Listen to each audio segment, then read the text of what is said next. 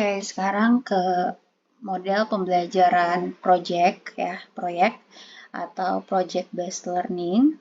Jadi sama dengan model problem based learning, project based learning ini masuk ke model pembelajaran yang lagi direkomendasikan untuk dipakai oleh guru di kelas karena model pembelajaran ini tuh inovatif ya.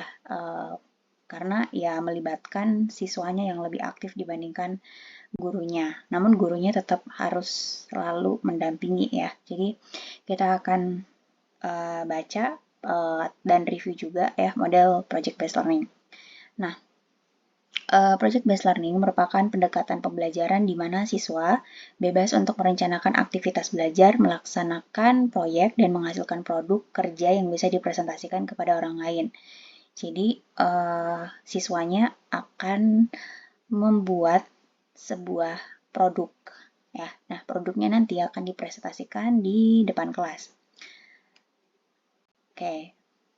Project based learning atau pembelajaran berbasis proyek adalah pembelajaran inovatif yang berpusat pada siswa dan menetapkan guru sebagai motivator dan fasilitator. Nah, siswa itu diberi peluang bekerja secara otonomnya dia atau secara fleksibel siswa tersebut ya dalam mengkonstruksi belajarnya. Jadi siswa yang punya otonomi ya, siswa yang punya kebebasan atau hak untuk membuat proses belajarnya sendiri. Nah, model ini menjadi suatu pembelajaran yang melibatkan banyak proyek dalam proses pembelajaran. Jadi selalu outputnya itu adalah produk ya. Menurut Kementerian Pendidikan dan Kebudayaan Republik Indonesia, model ini berpusat pada siswa tentunya dan memberikan pengalaman belajar yang bermakna bagi siswa karena ya haknya siswa sendiri gitu ya untuk belajar, proses pembelajarannya akan diatur oleh siswa dan produknya tentunya setiap siswa akan beda-beda gitu. Jadi nanti tentunya pengalaman belajarnya lebih bermakna ya untuk siswa itu sendiri. Pengalaman belajar siswa maupun konsep dibangun berdasarkan produk yang dihasilkan dalam proses pembelajaran berbasis proyek. Jadi produknya ya nggak akan jauh dari materi yang dipelajarinya ya. Nah, sekarang kita ke langkah-langkah. Jadi langkah-langkah untuk model ini atau sintaksnya, siswa dibagi dalam kelompok kecil ya oleh guru dan masing-masing kelompok melaksanakan proyek atau membuat sebuah produk. Masing-masing kelompok memberikan penjelasan tentang tugas dan tanggung jawab yang harus dilakukan oleh kelompoknya dalam praktek.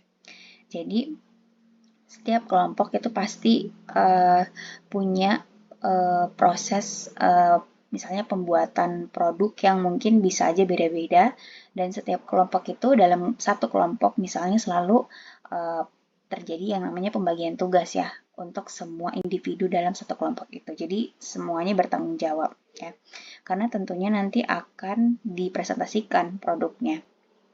Jadi harapannya setiap siswa itu bisa bekerja secara aktif. Lalu siswa di masing-masing kelompok berusaha maksimal untuk mengidentifikasi masalah yang dihadapi sesuai dengan pengetahuan yang dimiliki. Jadi untuk mereka bisa membuat produk, tentunya mereka kan nggak bisa asal ya.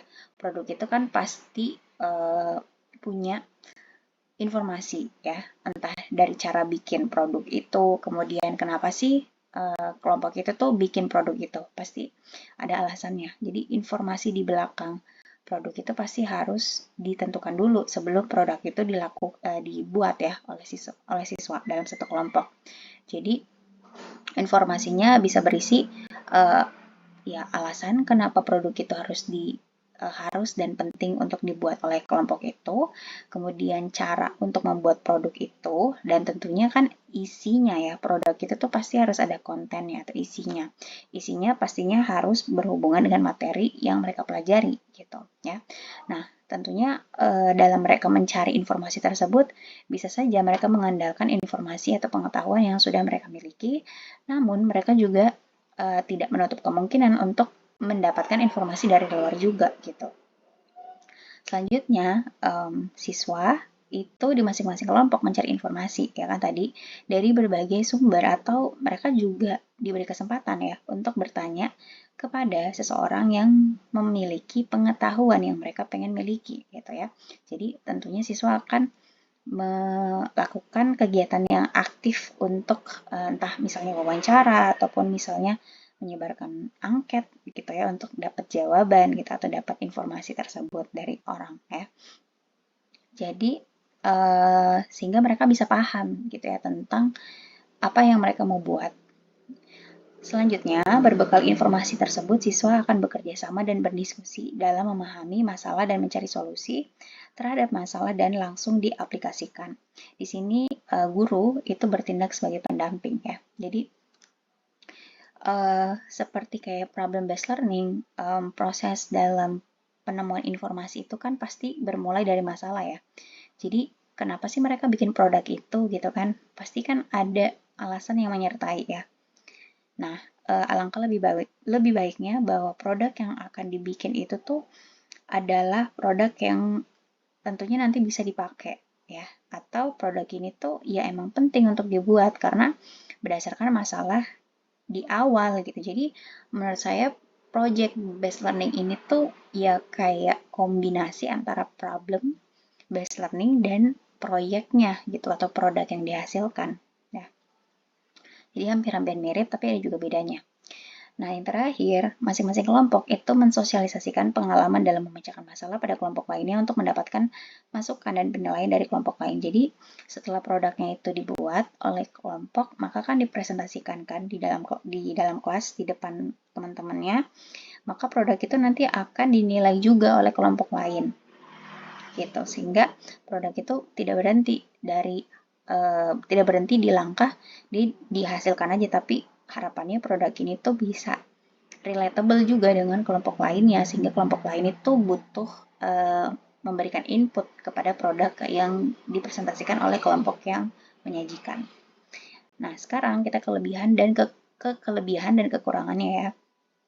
Untuk kelebihan dari model ini, itu yang pertama siswa itu termotivasi ya dengan pembelajaran karena siswa itu kan nanti akan berperan penuh ya dengan apa yang mereka lakukan gitu. Jadi kalau mereka nggak termotivasi tentunya nanti nggak akan berhasil kan belajarnya dan mereka juga nggak akan menghasilkan produk gitu. Jadi mereka pun bisa merasa kayak malu ataupun merasa tidak percaya diri gitu dengan kelompok lain karena mereka tidak menghasilkan produk gitu. Jadi mereka berkompetisi secara sehat dengan kelompok lain gitu. Sehingga mereka akan mencari atau melakukan yang terbaik yang mereka bisa gitu. Jadi ada motivasi eksternalnya dan juga pasti dari motivasi eksternal itu mereka akan bersungguh-sungguh untuk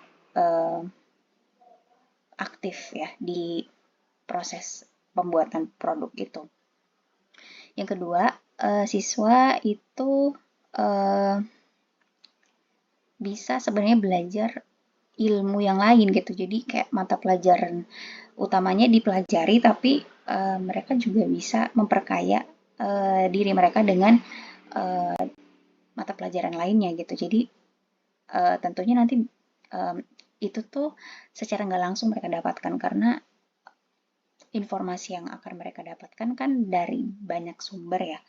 Pastinya ada kayak tambahan-tambahan materi atau informasi yang mungkin tidak masuk di materi pelajaran ini, tapi ternyata itu mereka dapatkan juga gitu. Jadi akhirnya mereka bisa mendapatkan kesempatan untuk mendapatkan ilmu yang tambahan lain.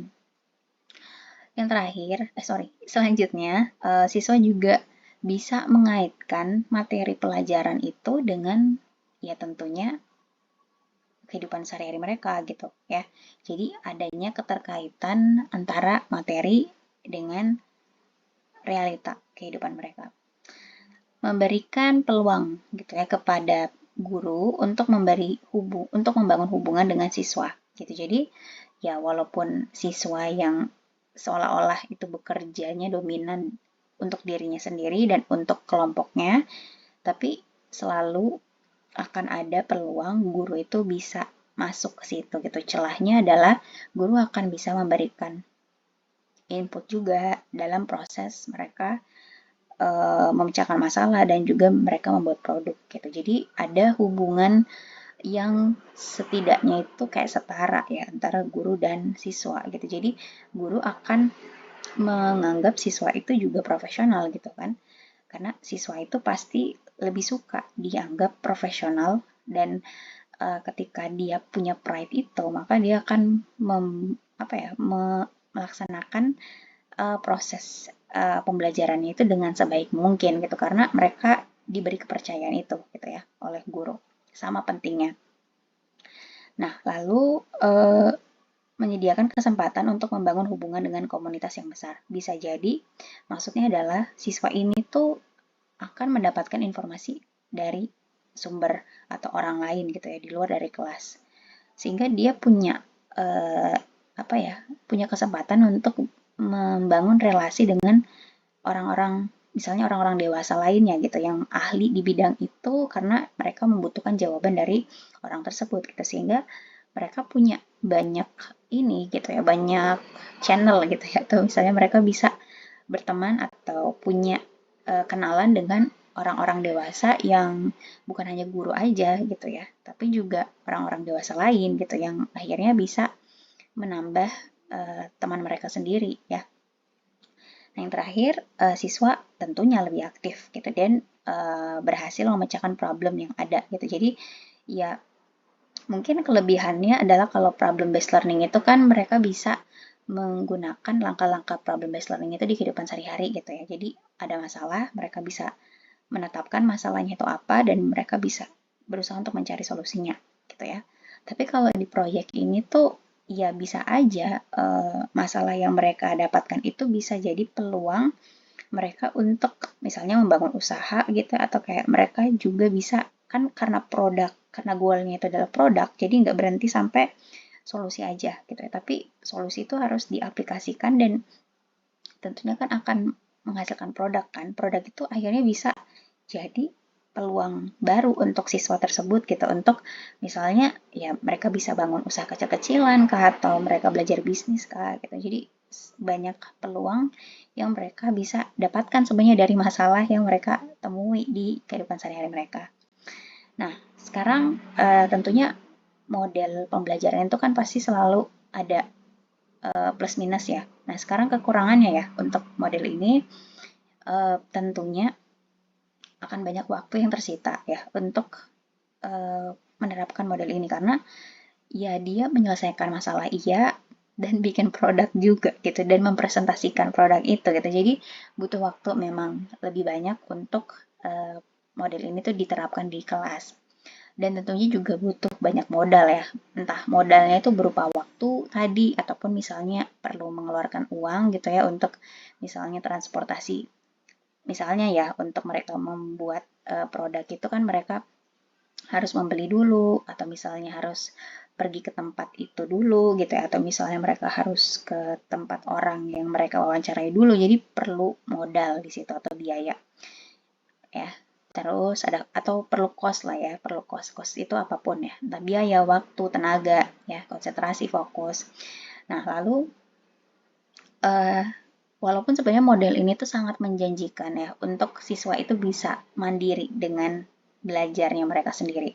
Tapi ya karena kebanyakan atau keseringan model yang dipakai tuh bukan model ini, jadi masih banyak ya guru ataupun kelas-kelas itu tuh yang menerapkan bukan model ini, tapi model yang hanya sederhana aja gitu. Jadi adanya kesadaran untuk mau berinovasi atau memulai untuk menciptakan suasana baru gitu ya di kelas itu sangat penting bagi guru gitu ya. Jadi guru itu harus tetap juga belajar gitu atau tetap juga mencari terobosan atau inovasi dari proses belajar yang bisa bervariasi sehingga tidak bosan gitu ya siswa di kelas belajar. Nah, tadi banyak peralatan yang harus dibeli, terus siswa memiliki kelemahan dalam percobaan dan pengumpulan informasi akan mengalami kesulitan tentu.